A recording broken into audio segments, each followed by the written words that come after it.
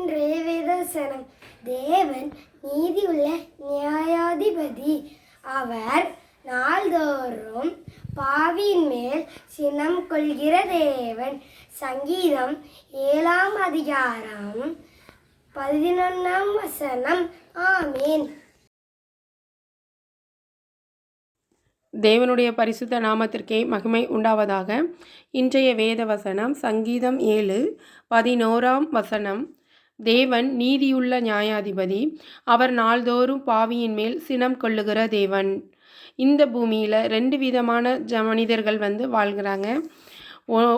ஒரு வகை செம்மையான இருதயத்தார். செம்மையான இருதயத்தார் தேவனுக்கு பிரியமாய் வாழ்கிற ஜனங்கள். அவருடைய கற்பனைகளையும் கட்டளைகளையும் கை கொண்டு அவருக்கு பிரியமாய் வாழ்கிறவர்கள். இன்னொரு வகையான மனிதர்கள் பாவம் செய்கிறவர்கள். தேவனை விட்டு பிரிந்து தேவனுக்கு பிரியமில்லாத காரியங்களை செய்கிற மனிதர்கள். பாவம் செய்கிற மனிதர்கள் மீது தேவன் சினம் கொள்ளுகிற தேவனாய் இருக்கிறார். ஒருவேளை இந்த பாவம் செய்கிற மனிதர்கள் மனம் திரும்பி ஆண்டவர்கிட்ட மனம் திரும்பி அவரை ஏற்றுக்கொள்ளும் போது அவர் ஏற்றுக்கொள்ளுகிற தேவனாய் இருக்கிறார்.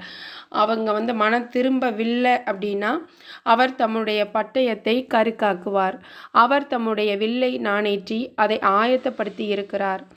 அவனுக்கு மரண ஆயுதங்களை ஆயத்தம் பண்ணினார். தம்முடைய அம்புகளை அக்கினி அம்புகளாக்கினார் என்று நமக்கு வேதம் போதிக்கிறது. இந்த பாவம் செய்கிற மனுஷனோட தீவினை அவன் சிரசின் மேல் திரும்பும். அவன் கொடுமை அவன் உச்சந்தலையின் மேல் இறங்கும் என்று வேதம் நமக்கு போதிக்கிறது.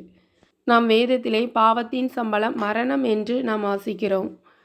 நம்முடைய தேவன் நீதியுள்ள நியாயாதிபதி. அவர் பாவியின் மேல் சினம் கொள்ளுகிற தேவன்.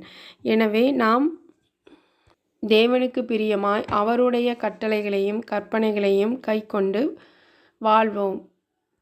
ஆண்டவர் உங்களை ஆசீர்வதிப்பாராக. ஆமேன்.